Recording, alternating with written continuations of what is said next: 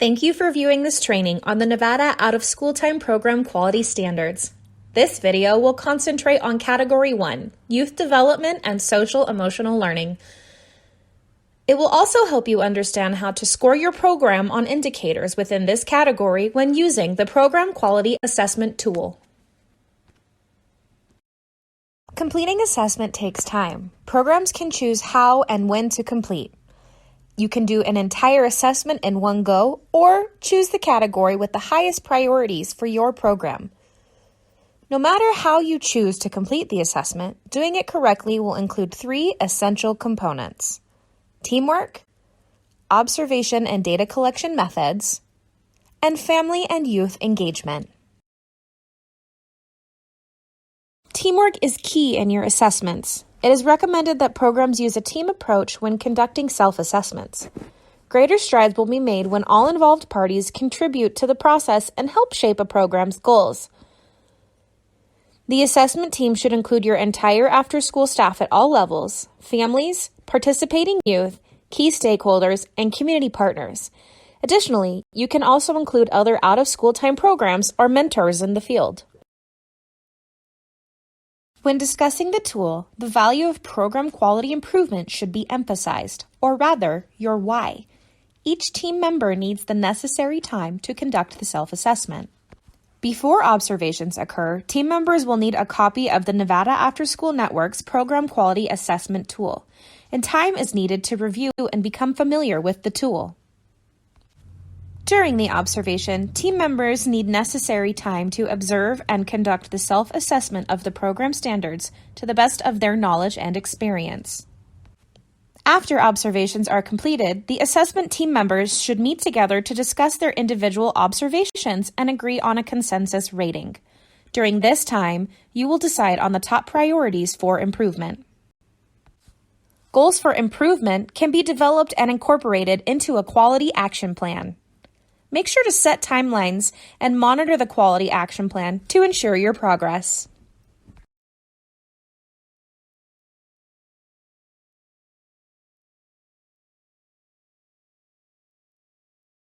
Why is family engagement important? A common and mistakenly held view is that learning happens only in schools. Families support learners in pursuing interests and developing competencies, while schools and communities offer families the knowledge, skills, trust, and encouragement to do so. So how do we better engage families? Family engagement to promote children's learning and development has to keep the pace with a changing environment. Parents are engaging in a variety of previously unexplored pursuits.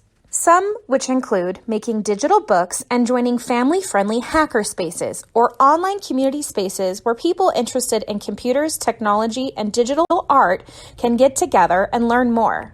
It's important to engage and involve families from the moment they register the children in your program. Family engagement can look different from each family in your program, and there are many ways to ask for parent feedback. Be creative.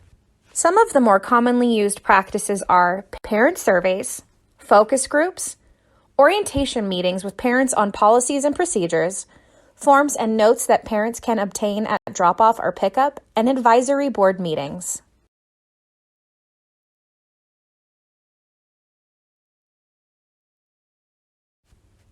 Out-of-school programs are a great place for youth development and social emotional learning. Out-of-school programs offer a safe place for children to develop social skills, provides adult supervision, and opportunities for academic enrichment. When programs thrive in the area of youth development and social emotional learning, you witness better outcomes for youth at home, school, and in their communities. High-quality programs intentionally incorporate opportunities to guide youth development and provide social-emotional learning through program policies and curricula. The overall quality of programs improve when they have written policies in place that clearly address youth development and social-emotional learning, when staff feel supported in their roles and families are supported, engaged, and involved in program activities. Subcategory A focuses on looking at the quality of programs on how they develop, nurture, and maintain positive relations and interactions with their staff, participants, family, and their community around them.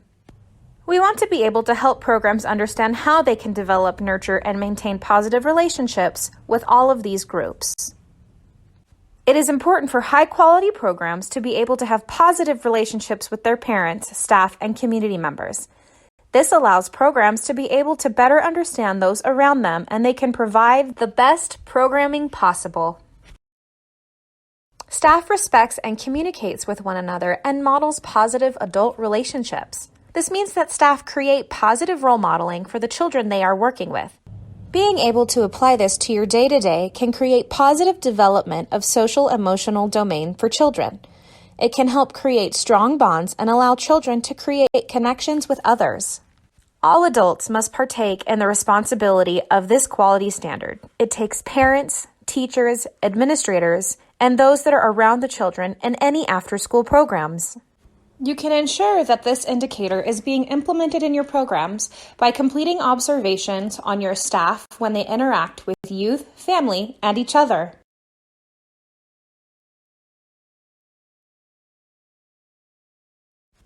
Let's review two different programs, one that shows signs of being an operational program and the other that shows signs of being an excelling program. The first program we have is the Busy Bees. Busy Bees is a program that provides many good qualities that help families and children feel welcomed, but there are areas where they may need guidance to help their program enhance their quality when it comes to the children's social-emotional development. Busy Bees will have meetings when administrators feel there is a need for them. Staff feel like they aren't being checked in regularly. This creates an atmosphere where staff feel like communication isn't as important, and when it comes to engaging with children, they portray what they see. This program has many positive points. However, there are a couple of areas where this program can improve their quality of communication.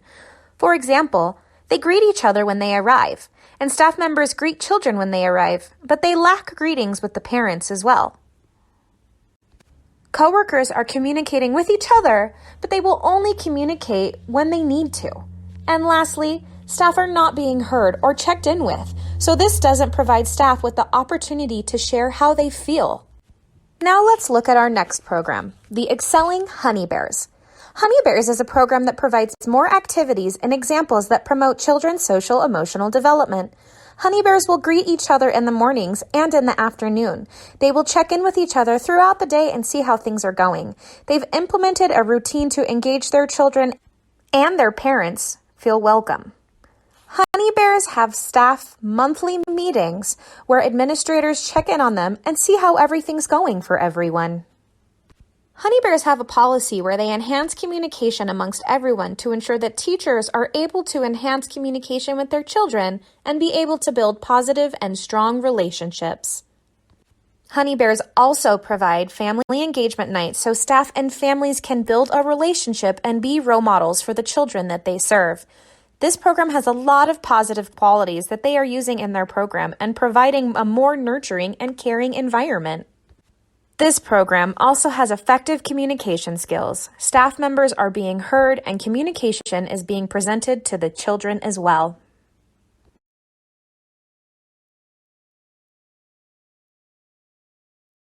Now, after looking at our two case study examples, we can create an action plan where we talk about the areas that an operational program can work on. For the first part, we will look at program improvements. This is where teachers are being provided with guidance and support.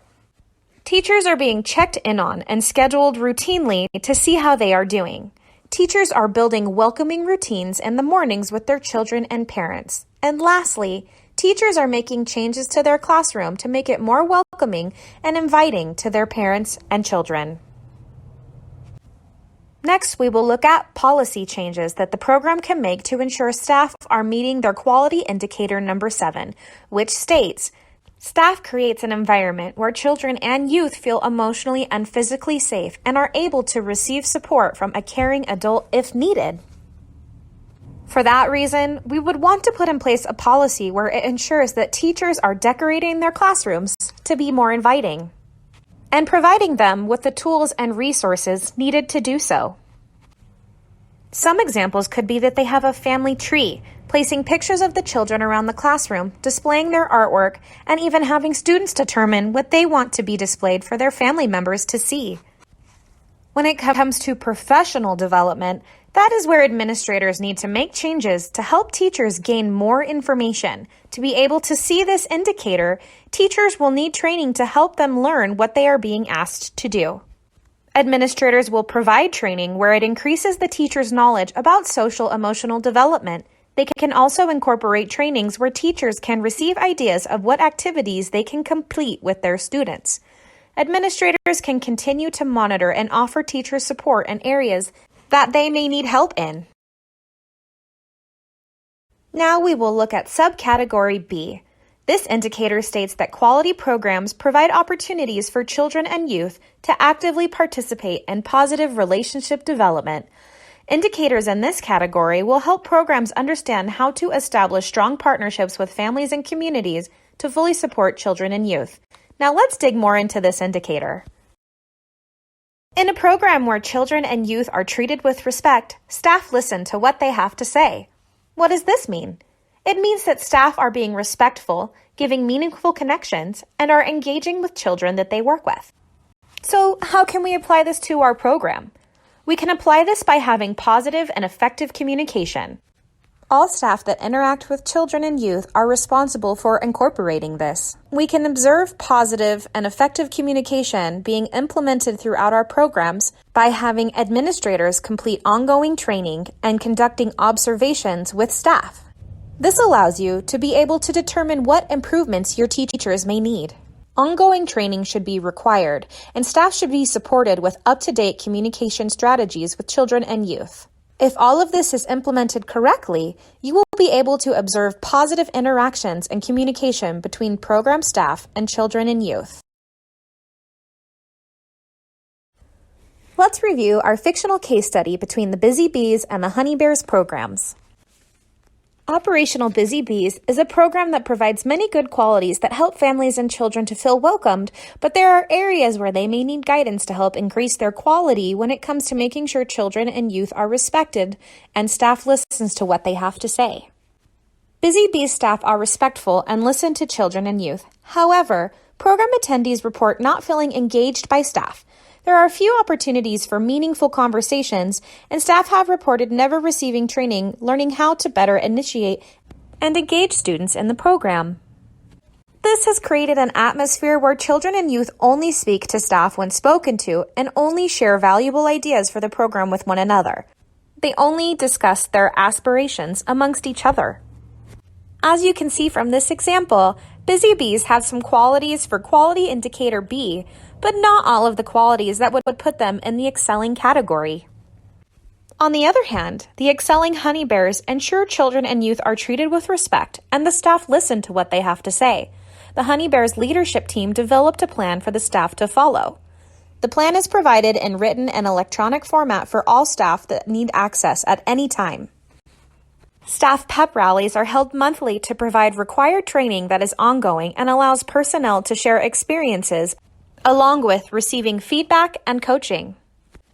Honey Bear staff excel by respectfully engaging and listening to children and youth.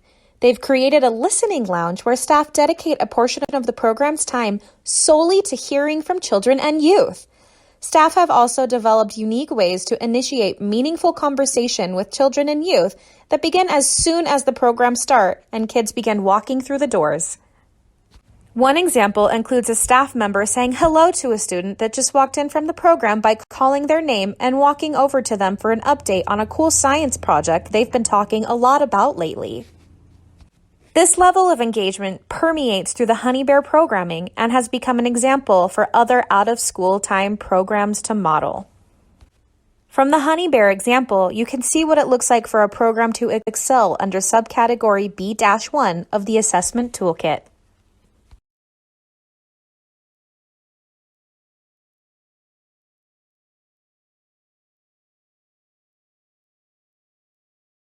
For a review, quality indicator B-1 states, children and youth are treated with respect and staff listen to what they have to say. Let's create an action plan to move from operational into excelling. You want to first review program improvements. Based on where they are currently, Busy Bees would benefit from 1. Creating a comprehensive communication plan between staff and the children and youth that attend the program. 2. Provide ongoing training to support staff that may be struggling, provide feedback, and the opportunity for coaching. 3. Create a schedule so that supporting staff with trainings is ongoing. 4. Creating coaching plans for staff that struggle and need improvement, which can include shadowing of staff to be used as an example. And 5. Create specific activities or time slots when program staff can simply engage and listen to youth. Be creative and make this fun. When looking at policy changes, ensure plans are written and accessible to all staff. Make scheduled training a part of the program's ongoing efforts to improve. Have the policy reviewed as a part of onboarding new staff.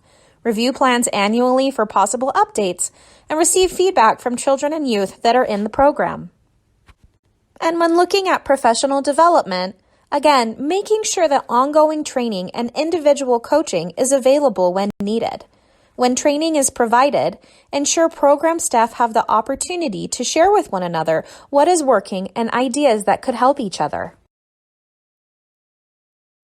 Next, let's look at subcategory C. Indicators in this subcategory of youth development and social emotional learning help programs understand how to establish strong partnerships with families and communities to fully support children and youth.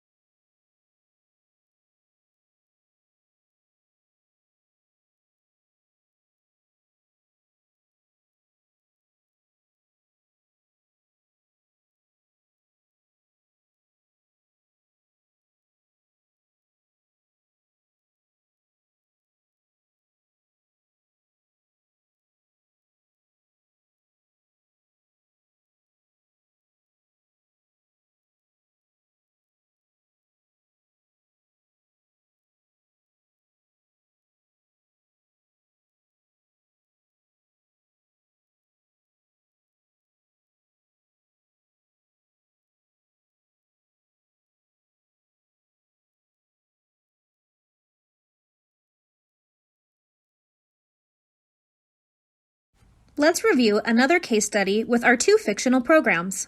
The Busy Bees operate before and after school programs for school-aged children and youth. They provide opportunities to complete school assignments through Study Hall, affectionately named Sweet Fun Hall. They also have tons of cooking classes, food prep and handling courses, baking and decorating courses, and art activities, just to name a few. Their program has a written policy for communication with families that was completed with its strategic plan for success.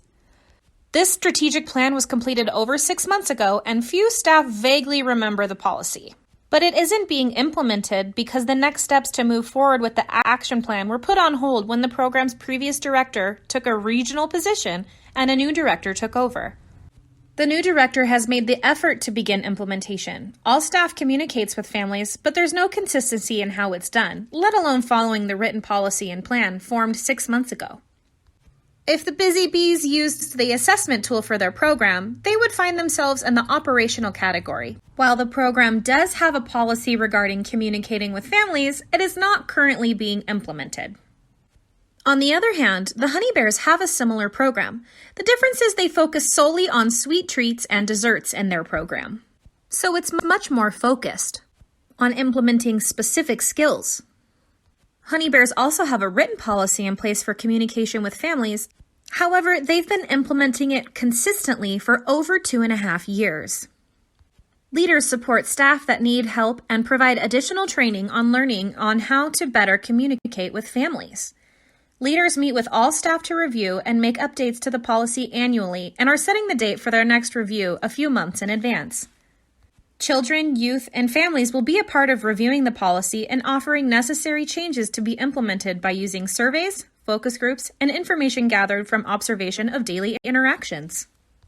If Honey Bears use the assessment tool, they would see that they are in the excelling category because they have a policy regarding regular communication with families and it is used consistently. They review and update the policy annually to ensure its effectiveness, and parents and youth are equal partners in developing policy updates and implementation, and then the training is provided for staff on how to learn to communicate with families.